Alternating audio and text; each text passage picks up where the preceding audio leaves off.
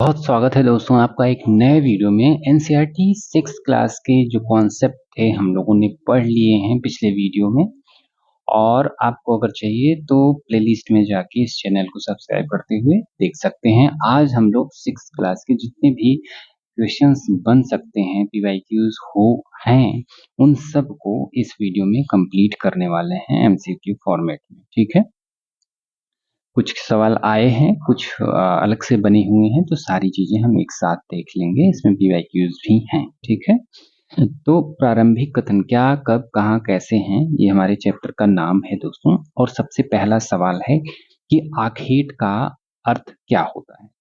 फटाफट बताएंगे, इसमें एक्सप्लेनेशन नहीं रहेगा, सिर्फ आंसर, क्वेश्चन आंसर फॉर्मेट में चलेंगे। तो आखेट का अर्थ क्या होता है? खेती, पशुपालन, शिकार या व्यापार। तो इसमें क्या होता है, जल्दी जल्दी बताइए। शिकार होता है आखेट का मतलब, आंसर सी। संग्राहक, संग्राहक किसे कहते हैं, गैदरर किसे कहते हैं दोस्तों? जो खेती करता है, जो जंगलों से जड़ें, फल आदि एकत्रित करता है, जो व्यापार करता है, जो पशुपालन करता है। तो बी है हमारा आंसर, जो जंगल से फलें, जड़ आदि एकत्रित करता है। आंसर बी हमारा है। अगला प्रश्न ये है कि प्रारंभिक जो मानव था दोस्तों, वो निवास, प्रारंभिक मानव के निवास से संबंधित कौन सी नदी सबसे महत्वपूर्ण मानी जाती है? तो हम लोग पढ़े थे इसमें गंगा, यमुना, नर्मदा। तो कौन सी नदी थी? नर्मदा ही थी जो सबसे इंपॉर्टेंट नदी थी। शुरुआत में ही मिलती है हमको। तो आंसर हमारा हो जाता है सी। प्रारंभिक मानव अपना भोजन मुख्यतः कैसे तैयार करता था? खेती, व्यापार करके, खेती करके, शिकार और संग्रहण द्वारा या उद्योगों द्वारा। तो दोस्तों शिकार और संग्रहण द्वारा ही प्रारंभिक मानव अपना भोजन तैयार करता था। आगे, इतिहास के अध्ययन से निम्न में से किसकी जानकारी प्राप्त होती है? इतिहास के अध्ययन से हमको किसकी जानकारी प्राप्त होती है दोस्तों? पहला, लोगों के भोजन की, लोगों के वस्त्रों की, लोगों के रहन सहन की, या उपरोक्त सभी। तो ये आंसर है, उपरोक्त सभी की जानकारी हमको इतिहास से प्राप्त होती है।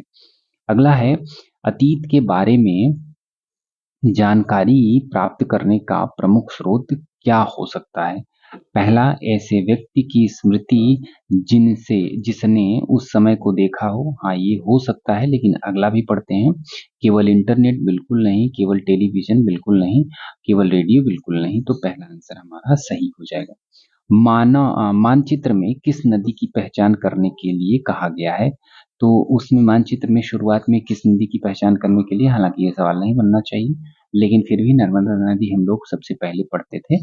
तो उसमें ये है, जब सवाल हम देखेंगे तो समझ में आ जाएगा। भारतीय महाद्वीप में सबसे पहले गेहूं और जौ की खेती कहाँ शुरू हुई दोस्तों? तो सबसे पहले गेहूं और जौ की खेती हम लोग देखे थे कि सुलेमान और किरथर पहाड़ियों में शुरू हुई थी। तो आंसर हमारा सी हो जाएगा। लगभग 8000 वर्ष पूर्व लोगों ने सबसे पहले किस फसल को की खेती शुरू की थी? 8000 साल पहले किसकी? गेहूं और जौ की खेती दोस्तों शुरू की थी हमने। तो आंसर सी है। प्रारंभिक मानव ने सबसे पहले किन पशुओं को पालतू बनाया था? तो पालतू पशु वही बने थे दोस्तों जो कम हिंसक हों और जिनकी सींग छोटी होती थी, जो कि हिंसा कम हो सके। तो भेड़, बकरी और गाय बैल थे। ये आंसर हमारा सही हो जाएगा। भारत में सबसे पहले चावल कहाँ उगाया गया था? तो चावल सबसे पहले उगाया गया था दोस्तों विंध्य के उत्तर में। ये हम लोग पिछली बार पढ़े हुए हैं, आपको डिटेल में मिल जाएगा, डिस्क्रिप्शन में भी वीडियो डाल देंगे। सुलेमान और किरथर पहाड़ियां जो हैं किस दिशा में स्थित हैं? तो ये दोस्तों पाकिस्तान में थी, यहाँ पे ना। तो ये थी, और तो पाकिस्तान में थी, तो किस में हो जाएगा? नॉर्थ वेस्ट में। तो नॉर्थ वेस्ट कहाँ पे है? उत्तर पश्चिम सी में है। आगे देखते हैं, गारो पहाड़ियां भारत में, भारत के किस भाग में है? गारो पहाड़ियां कहाँ थी दोस्तों? मैप में हमने देखा था कि नॉर्थ ईस्ट में थी, उत्तर पूर्व में थी। तो आंसर हमारा उत्तर पूर्व बन जाएगा। और विंध्य पर्वतमाला भारत के किस भाग में स्थित है? तो विंध्य पर्वतमाला दोस्तों मध्य भाग में ही स्थित है, हम लोग देखे हैं। मानचित्र में दर्शाई गई नर्मदा नदी किस दिशा में बहती है? तो ये पश्चिम की ओर बहती है, जो कि अरब सागर में गिरती है दोस्तों। यहाँ से थी ना, नर्मदा और ताप्ती नदी थी, तो ये अरब सागर है, ये बंगाल की खाड़ी है, तो अरब सागर में ही गिरती थी। निम्नलिखित में से कौन सी नदी अरब सागर में गिरती है? तो गंगा कहाँ गिरती है? ये बांग्लादेश है, अरब सागर में बंगाल की खाड़ी में गिरती है, जबकि ब्रह्मपुत्र भी बंगाल की खाड़ी में गिरती है। नर्मदा दोस्तों यहाँ पे नर्मदा ताप्ती ये अरब सागर में गिरती है, जबकि महानदी कहाँ गिरती है? बंगाल की खाड़ी में। तो हमारा नर्मदा नदी हो जाएगा इसमें। ठीक है, अगला आंसर देखते हैं। मानचित्र में भारत के पूर्व में कौन सी खाड़ी दिखाई देती है दोस्तों? मानचित्र है, पूर्व में भारत की कौन सी खाड़ी दिखाई देती है? बंगाल की खाड़ी, और इधर क्या है? अरब सागर, नीचे क्या है? हिंद महासागर। तो ठीक है, तो कौन सी है? बंगाल की खाड़ी है। Answer C. निम्नलिखित में से मानचित्र में भारत के पश्चिम में कौन सा सागर स्थित है? तो भारत के पश्चिम में दोस्तों अभी बात की अरब सागर, पूर्व में बंगाल की खाड़ी, दक्षिण में हिंद महासागर। तो क्या पूछा है? पश्चिम में कौन सा है? अरब सागर। ओके। उपमहाद्वीप के प्राकृतिक जो मानचित्र में उत्तर में कौन सा पर्वत दिखाई देता है? उत्तर में दोस्तों हम लोग भारत है, तो भारत में उत्तर में कौन से पर्वत है? हिमालय पर्वत है। ये सिंपल था बिल्कुल भी। तो सहायक नदी किसे कहते हैं? सहायक नदी कौन सी होती है? ट्रिब्यूटरी कौन सी होती है? मेन नदी मान लो है, तो इसमें छोटी छोटी नदियां आके मिलती हैं, तो ये सहायक नदी होती हैं। तो इसका आंसर क्या हो जाएगा?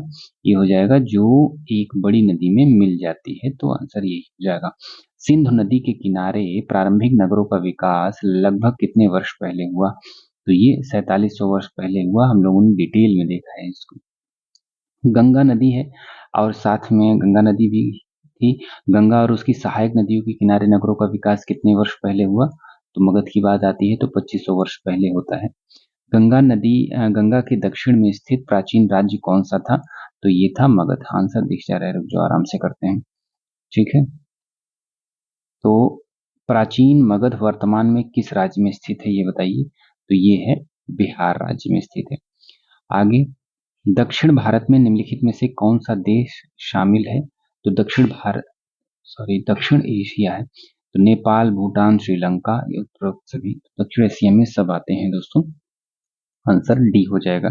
वहीं भारतीय उपमहाद्वीप को उपमहाद्वीप क्यों कहा जाता है? तो यह विशाल है और समुद्र, पर्वत और पहाड़ियों से घिरा हुआ है, तो यही हमारा आंसर हो जाएगा। प्राचीन काल में लोग यात्रा करते थे, तो कैसे करते थे? काम की तलाश में करते थे, व्यापार के लिए करते थे, धार्मिक शिक्षा के लिए करते थे, या उपरोक्त सभी? तो दोस्तों उपरोक्त सभी के लिए करते थे। अगला क्वेश्चन है कि व्यापारी एक स्थान से दूसरे स्थान पर कैसे जाते थे? तो कैसे जाते थे? केवल पैदल, काफिला, जहाजों से, केवल घोड़ों से? केवल वाला हटा देना चाहिए, तो वह काफिला और जहाजों से जाते थे। ठीक है, अगला क्वेश्चन क्या है कि धार्मिक गुरु एक स्थान से दूसरे स्थान क्यों जाते थे? धार्मिक गुरु युद्ध करने? नहीं। शिक्षा, लोगों को शिक्षा उपदेश देने? हाँ। खेती करने? नहीं। व्यापार करने? नहीं। तो आंसर बी। 30 क्या है? ये है प्राचीन काल में यात्रा कठिन होने का मुख्य कारण क्या था? दोस्तों प्राचीन काल में सड़कों का अभाव था, बिल्कुल था। ऊंचे पर्वत, रेगिस्तान, नदियां और समुद्र, जनसंख्या अधिक, धन की कमी। तो ये क्या हो जाएगा कि ऊंचे पर्वत थे, रेगिस्तान थे, नदियां थी, समुद्र थे और सड़क नहीं थी, तो इसलिए हो जाएगा आंसर बी। प्राचीन काल में कुछ लोग एक स्थान से दूसरे स्थान क्यों चले जाते थे? मनोरंजन के लिए? तो ये तो नहीं था। प्राकृतिक आपदाओं और काम की तलाश में? बिल्कुल ये तो था ही।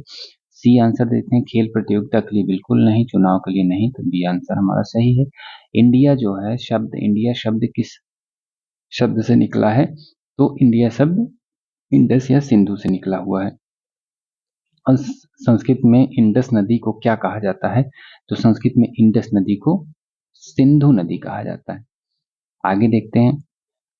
अगला है दोस्तों, लगभग 2500 वर्ष पूर्व ईरानियों और यूनानियों ने सिंधु नदी को किस नाम से पुकारा?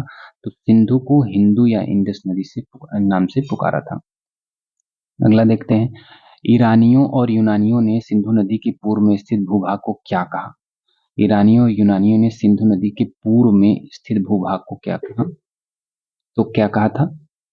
सिंधु नदी के पूर्व में स्थित, क्या कहा था इसको? हाँ, इसको इंडिया कहा था।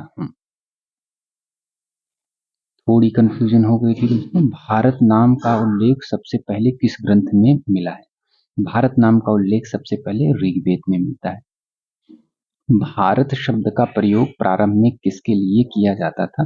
तो भारत भरत जन के लिए किया जाता था ना। एक समूह था, लोगों का समूह था, तो उत्तर पश्चिम में रहने वाले लोगों के समूह के लिए किया जाता था। हाथ से लिखी गई प्राचीन पुस्तकों को क्या कहा जाता है? तो पांडुलिपि कहा जाता था, हाथ से लिखी गई। और ये मैन्युस्क्रिप्ट शब्द किस भाषा से लिया गया है? तो ये दोस्तों लिया गया है लैटिन भाषा से मैन्युस्क्रिप्ट लिया गया है। जबकि लैटिन शब्द में मैन्यू का अर्थ क्या होता है? क्या होता है? हाथ होता है। आगे देखते हैं, प्राचीन पांडुलिपियां मुख्यतः किस पर लिखी जाती थी? तो ताड़पत्र या भोजपत्र पर लिखी जाती थी। एक पेड़ होता था। भोजपत्र किस वृक्ष की छाल से? भोर्ज नामक वृक्ष की छाल से बनाया जाता था। भोर्ज बर्च वृक्ष था। अधिकांश प्राचीन पांडुलिपियां कहाँ प्राप्त होती थी? ये दोस्तों राजमहल नहीं, संग्रहालय नहीं, विद्यालय नहीं, विहारों और मंदिरों में प्राप्त होती थी। प्राचीन पांडुलिपियों में संस्कृत के अलावा कौन सी भाषा थी दोस्तों? तो दो ही भाषा उसमें हम लोग पढ़ते हैं, प्राकृत और तमिल भाषा थी। प्राकृत भाषा का प्रयोग मुख्यतः कौन करते थे? तो प्राकृत भाषा का सामान्य लोग ही करते थे। संस्कृत लोग अभिजात लोग करते थे। अभिलेख जो इंस्क्रिप्शंस होते थे किसे कहते हैं? तो अभिलेख दोस्तों जो पत्थर और धातु जैसी कठोर सतहों पर उत्कीर्ण लेख होता है उसको इंस्क्रिप्शन कहा जाता है। अगला देखते हैं, अभिलेख सामान्यतः किस सतहों पर उत्कीर्ण किए जाते हैं? तो ये धातु अथवा पत्थर पर किए जाते थे। शासक अभिलेख क्यों खुदवाते थे? ताकि लोग उनके आदेश पढ़ सकें और उनका पालन कर सकें। अगला है, लगभग 2250 वर्ष पुराने अशोक का अभिलेख कहाँ से प्राप्त हुआ दोस्तों? तो कांधार वर्तमान अफगानिस्तान से ही प्राप्त हुआ है। ठीक है, कंधार का अशोक अभिलेख किन भाषाओं में लिखा गया था? तो यूनानी और अरमाइक भाषा में लिखा गया था। अतीत की वस्तुओं का अध्ययन करने वाले व्यक्ति को क्या कहा जाता है? तो ये पुरातत्वविद होता है। जबकि पुरातत्वविद मुख्य रूप से किसका अध्ययन करते हैं? पुरातत्वविद मुख्य रूप से का अध्ययन करते हैं। तो ये इमारतों, अवशेष, औजारों और चित्र मूर्तियों का अध्ययन करते हैं। इतिहास जानने का महत्वपूर्ण स्रोत कौन सा है? केवल पांडुलिपियां, केवल अभिलेख, केवल पांडुलिपि, पुरातात्विक अवशेष, या पांडुलिपियां, अभिलेख और पुरातात्विक अवशेष सभी? ठीक है। पुरातत्वविद मुख्य रूप से किन वस्तुओं का अध्ययन करते हैं? तो ये औजार, हथियार, बर्तन, आभूषण और सिक्कों का अध्ययन करते हैं। पुरातात्विक वस्तुओं की प्राप्ति के लिए क्या किया जाता है? तो ये दोस्तों छानबीन और खुदाई की जाती है। पुरातत्वविद जानवरों, चिड़ियों और मछलियों की हड्डियों का अध्ययन क्यों करते हैं? क्योंकि जानने के लिए कि अतीत में लोग क्या खाते थे। ठीक, जले हुए अनाज के दानों, लकड़ी के टुकड़ों से क्या जानकारी प्राप्त होती है? तो इससे प्राप्त होती है कि अतीत के भोजन एवं वनस्पति की जानकारी प्राप्त होती है। और पांडुलिपियों, अभिलेखों तथा पुरातत्विक अवशेषों को इतिहासकार क्या कहते हैं? तो इसको कहते हैं स्रोत। ठीक है। अगला, इतिहासकार किसे कहा जाता है? तो इतिहासकार किसे कहा जाता है दोस्तों? जो अतीत का अध्ययन करता है उसे इतिहासकार कहते हैं। इतिहास के पुनर्निर्माण में सबसे महत्वपूर्ण आधार क्या है? तो ये दोस्तों ऐतिहासिक स्रोत ही हैं, कल्पनाएं नहीं मानते हैं ये सब। लगभग 4700 वर्ष पुराना चित्रित पात्र किस सभ्यता से संबंधित माना जाता है? तो लगभग 4700 वर्ष पुराना जो चित्रित पात्र है वो सिंधु सभ्यता, गुप्त सभ्यता, मौर्य सभ्यता, वैदिक सभ्यता से माना जाता है। 4700 वर्ष पूर्व कौन सा आया था? तो सिंधु सभ्यता ही थी। और चित्र में दिखाया गया है कि लगभग 2500 वर्ष पुराना चांदी का सिक्का किसका उदाहरण है? तो ये भैया पुरातात्विक स्रोत का ही उदाहरण होगा।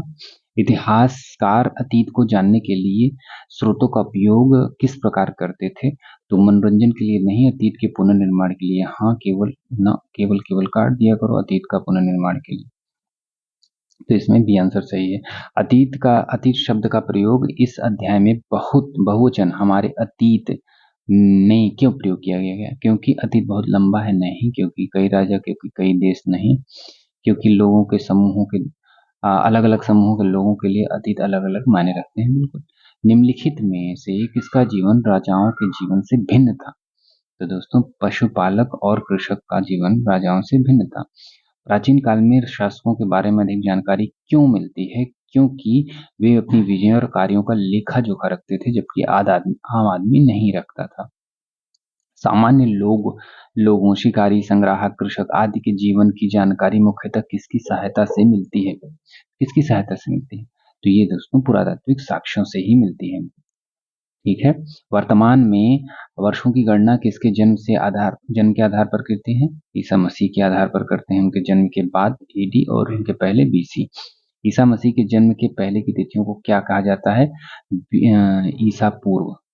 ठीक है, ईसा पूर्व।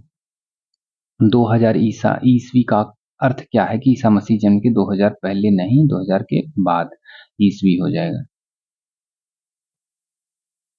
सॉरी, हाँ, ईसा मसीह के जन्म के 2000 वर्ष बाद। इतिहास में तिथियों का मुख्य महत्व क्या है? तो केवल हमने कहा काट देना, तो क्या बचेगा? घटनाओं के सही क्रम समय को समझने के लिए।